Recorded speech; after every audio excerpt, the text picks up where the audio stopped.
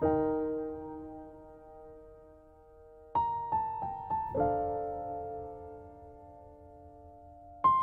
and gentlemen, dear leaders of change, dear Cameroonians, it's always an honor for me to entertain you in our program Let's Fight According to Rules, because as it stands, it's very important to be able to target the real problem, to be able to target the real issue, and to address it with the correct or the right waypoints. So, as I know my people, I know you are very clever, you are very intelligent, you know what you want change, you want Cameroon to be free from the governance we have been facing through since imperialism. You want your people, your family members to be free, to be at ease, to have good food on the table, to have proper job opportunities, to have good education. You want many things, and for me it's normal, it's your right. But there is always a but. There is a way you ask for a change. There is a way you position yourself to show up that you are mature enough to be entrusted some responsibilities that you may carry out, and show your people that if you say you want change, it's because you are ready to carry out your own duty. In the nation these days, we are facing, in and out of the nation, we are facing a lot of violence in our speech, hatred in our speech, tribalism in our speech. In fact, I'm sometimes asking myself the question, are we really in need of change? Because there's two things. Either you want change and you behave as such, either you don't want change and you claim that you want change, but you behave like somebody that is still in this system that is aggressing the population, that is harassing the population, that is assassinating the population, that is murdering our sons and daughters in rituals, in homosexuality, in occultism, because we need to know where we are, what we want. Ok? J'ai pensé que c'était important, comme j'ai souvent l'habitude de le dire, je ne suis pas opposante, non, c'est même ce mot qui me crée beaucoup de problèmes, parce que en disant que nous sommes des opposants, entre nous-mêmes, entre guillemets, ceux qui sont opposants, on s'oppose. Je suis un leader, je réclame, voilà, je le réclame haut et fort, dur comme fer.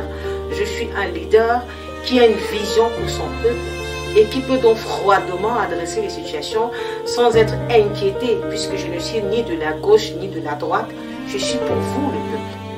Parce qu'un leader c'est ça, il cible le problème, il éduque les populations à aller dans le sens qu'ils jugent bon pour leur sécurité, pour leur épanouissement, pour leur devenir. Alors, le Cameroun bouillonne aujourd'hui, ou encore je voudrais dire les Camerounais sont en émoi. Aujourd'hui, les Camerounais sont surtensionnés. Les Camerounais ont dépassé la limite de la normale. Et aujourd'hui, on a envie de se poser la question de savoir quel est le point d'achèvement. Parce que il me semble, au regard de tout ce qui se passe, on est proche du point d'achèvement, où on n'a plus peur de poser des actes répréhensibles, où on n'a plus peur de lever la main sur un vieillard, sur un aîné. On se sent à l'aise, c'est dangereux, mais alors très dangereux. Je voudrais vous inviter à regarder cette vidéo, ou ces vidéos, parce que je pense que pour ce qui est arrivé à ma disposition, c'est deux vidéos. La première, c'est celle où nous voyons le ministre de la Jeunesse et de l'Éducation civique se faire agresser et tabasser en présence d'une multitude de personnes qui ne vont pas être en reste, parce que certains vont être maquillés, je vais dire ça comme ça, de poudre blanche, ok, et violentés verbalement, bousculés même à la limite, et jetés hors d'une salle qui leur servait de local pour la présentation du livre en l'honneur du chef de l'État, Paul Biya, hier, aujourd'hui et demain. Vous regarderez la vidéo et je vous retrouve tout de suite après. Il n'y a rien ici. Il n'y a rien ici. Il n'y a rien ici. Il n'y a rien. Il n'y a rien. Il n'y a rien. Allez, faites ça au Cameroun. Allez. Les enfants meurent au Cameroun, vous faites quoi ici? Les enfants meurent au Cameroun, vous faites quoi ici? Vous faites quoi ici? Vous ne faites la fête ici. Le Cameroun va changer, les gars.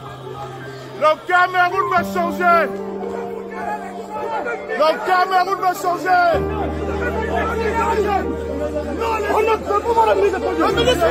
On y va.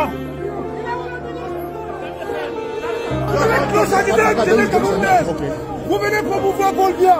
Vous venez faire la promotion du livre de Bolivia. Nous disons non. Non.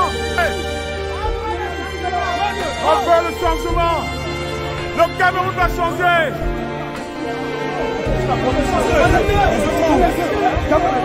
Le ministre est là. Il est là. Oui, Bon, ça c'était la première vidéo. Vous avez vu vous-même que c'était assez violent, c'était assez animal, ça, il faut le dire. C'était tout, mais sauf digne d'un peuple comme le nôtre, un peuple aussi bien éduqué, un peuple avec une histoire aussi chevaleresque, même si des individus un peu dérangés ont voulu nous faire croire, je dis bien on, pas veulent, ont voulu nous faire croire que nos nationalistes étaient des bandits, étaient des assassins, parce qu'ils ont réclamé notre indépendance, appris de leurs paroles et même de leurs armes, parce qu'il faut le dire, c'est une parenthèse que je voudrais ouvrir puisque l'inspiration me vient là tout de suite. Quand on dit oui, d'accord, ils se sont battus pour nous, mais ils n'étaient pas obligés de prendre des armes. Je dis c'est un peu de la lâcheté. Et oui, justement, quand on manque de couilles pour faire des choses, on trouve que l'autre doit faire pareil. Si quelqu'un rentre dans votre maison, il braque une arme sur la tempe de votre enfant, et vous avez la possibilité de saisir cette arme pour lui tirer une balle dans la tête, vous n'hésitez pas. Alors là, vous n'hésitez pas. En tout cas, moi, je n'aurais pas hésité de faire comme nos aînés, comme ces vaillants hommes, ok, de sentir que je peux faire la différence, que je peux me défendre et que je ne le fais pas juste parce que j'ai peur qu'on vienne me dire, quoi, 36 ans après, que j'étais un barbare, que j'étais un bandit, j'étais un assassin.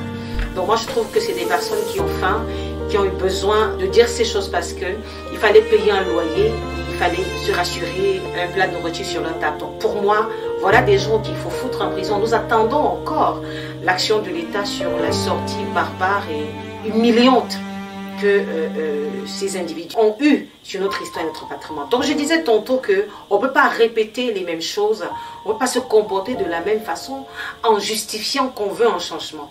C'est pas possible. C'est le ministre de la jeunesse et l'éducation civique, c'est notre autorité, c'est l'institution du Cameroun.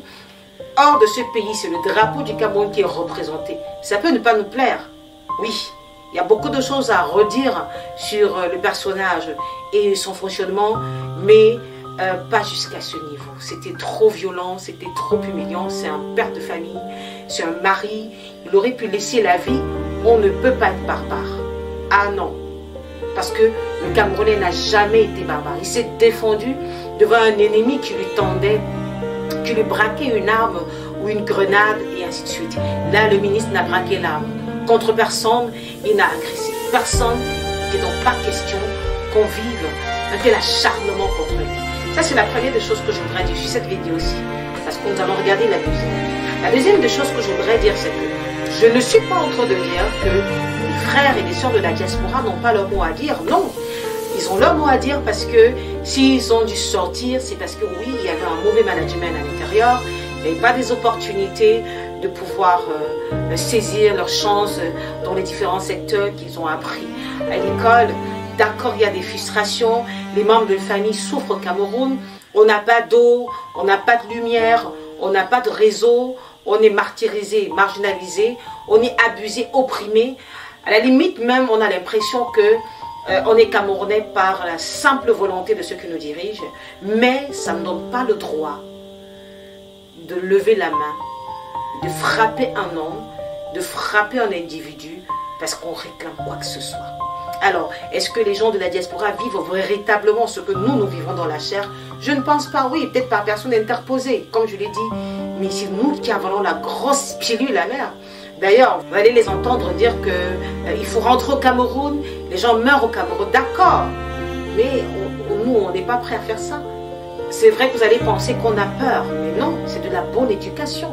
C'est que nous pensons au XXIe siècle, quand on essaye encore de se relever, parce que j'estime qu'on est à plat de sol, ras le sol, on n'est pas obligé de détruire ce qu'on n'a pas pour revenir reconstruire encore, je pense que c'est nous ramener en arrière tout le temps. Alors, on va regarder la deuxième vidéo. Ceci va se passer au sorti de l'hôtel du ministre. Certainement, c'était pour le départ. Ok? Et il va être traîné par le sol, il va être piétiné. C'est horrible.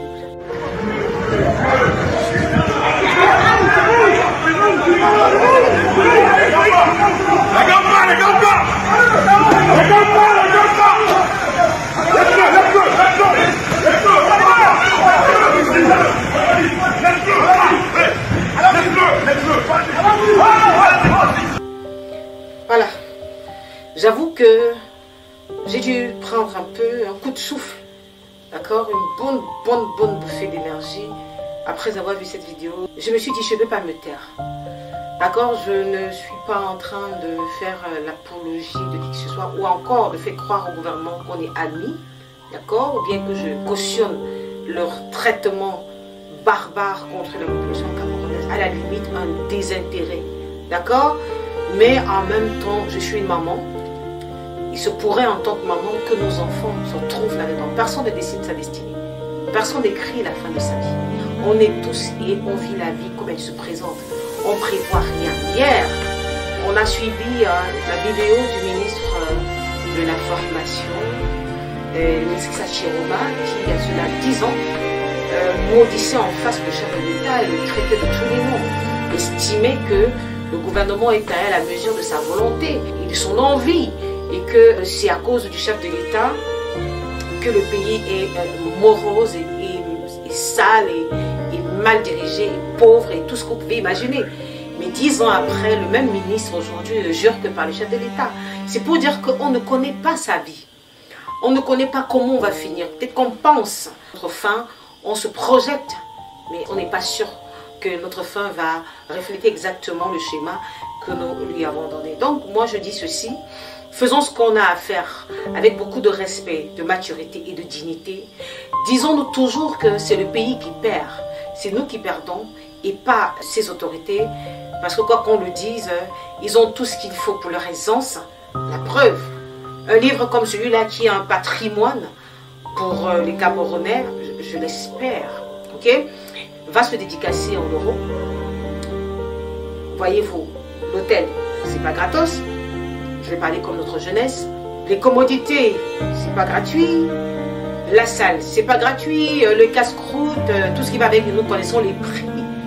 Et les prix, nous savons que c'est quand même monsieur le ministre qui va pas aller chercher n'importe quoi pour présenter un livre aussi prestigieux à ses yeux. Donc ça a coûté. Cet argent aurait pu être investi au Cameroun, faire une dédicace ici comme ça. Il aurait pu déplacer la dédicace de ce livre pour le Cameroun.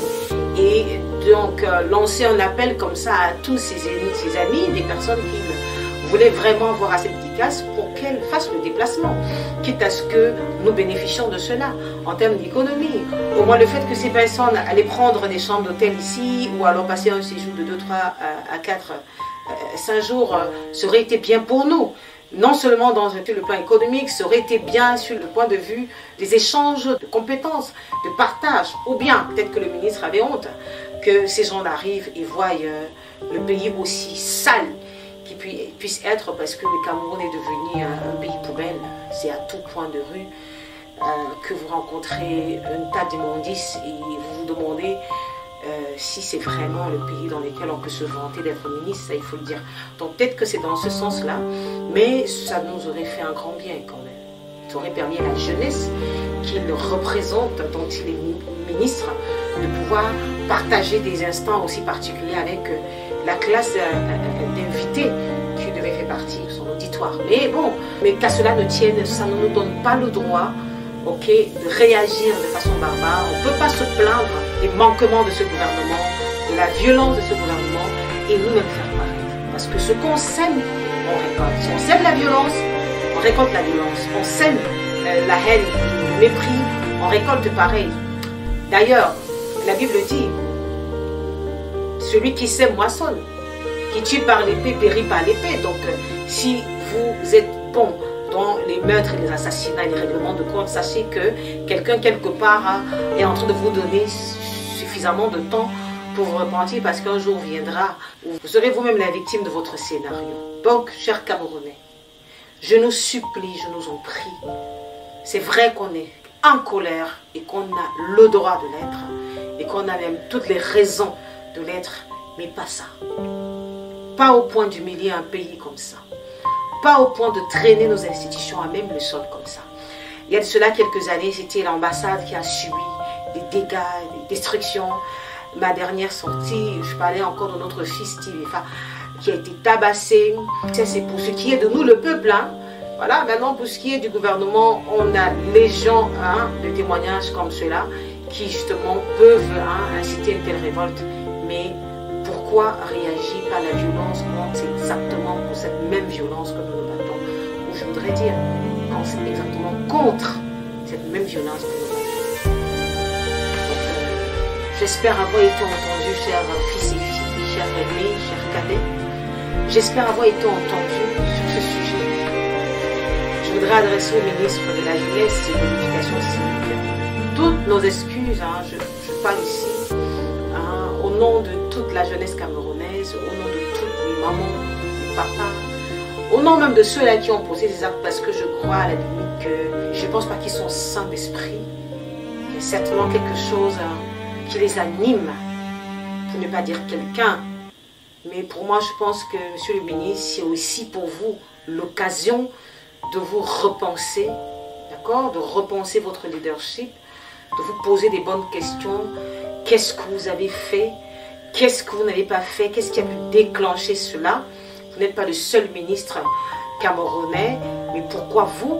Je me rappelle, monsieur le ministre, vous avez écrit, parce que j'ai votre numéro personnel, qui m'a été donné par un jeune qui a estimé que le projet sur lequel nous travaillons était un projet propice pour impulser la dynamique de la jeunesse et permettre à la jeunesse de se hisser vraiment dans la sphère de l'entrepreneuriat et même de l'entrepreneuriat industriel, parce que, il faut le dire, nous tendons vers cette dimension-là.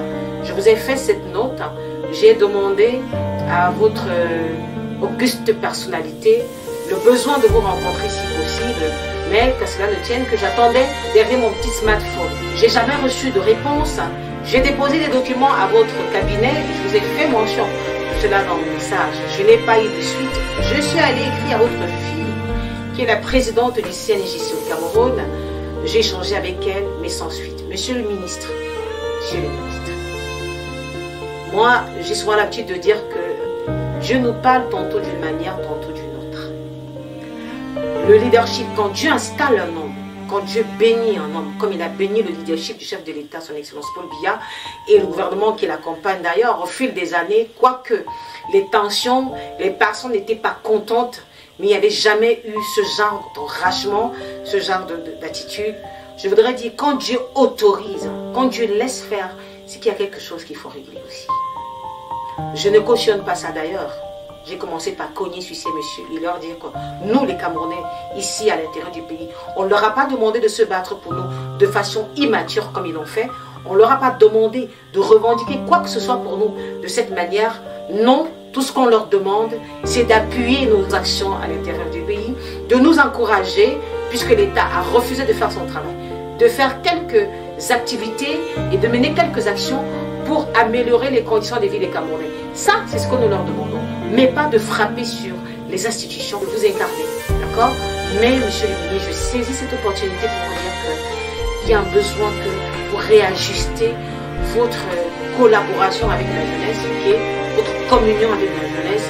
J'ai l'impression que vous êtes ministre de la jeunesse et de l'éducation civique, mais que vous êtes plus porté par une catégorie de jeunesse nantie, bien assise, bien accoutrée, qui n'ont pas faim, qui ont déjà tout ce qu'ils veulent ou tout ce dont ils ont besoin, et que c'est cette jeunesse-là que vous représentez. Mais la jeunesse qui croupit dans les stupéfiants, qui croupit dans la drogue, dans l'alcool, dans la prostitution, qui croupit dans les déviances, qui croupit dans le vol, dans les agressions. D'ailleurs, vous avez été en face de cette jeunesse dans la diaspora. Oui, cette jeunesse qui, à cause du fait qu'elle n'est pas écoutée, à cause du fait qu'elle n'est pas entendue, je vous ai partagé ici dans l'une de mes sorties l'image de l'eau. L'eau qui est potable aujourd'hui ne veut pas dire qu'elle ne peut pas être non potable. Si l'eau potable n'est plus traitée n'est plus encadrée dans les conditions pour qu'elle soit potable, elle va stagner. Et une eau qui stagne est un poison.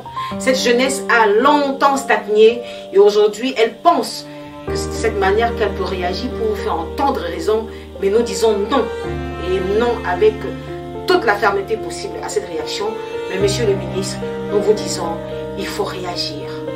Vous avez un budget conséquent. Depuis plusieurs années, vous êtes ministre. Si vous aviez utilisé ce budget à bon escient, je crois qu'on n'aurait pas eu ce genre d'attitude. Je vous rappelle que le ministère de la Jeunesse et de l'Éducation civique brille par une certaine roubladise et filouterie qui utilise les jeunes, incite les jeunes à créer des festivals, des forums, des salons, ainsi de suite, se servent de ces programmes, justifient un budget auprès des ONG comme l'UNESCO, l'UNICEF et bien d'autres organismes internationaux, reçoivent les fonds, se les foutent dans la poche et basta. Et ces jeunes-là, vous pensez qu'ils se sentent comment? Ils se sont blessés.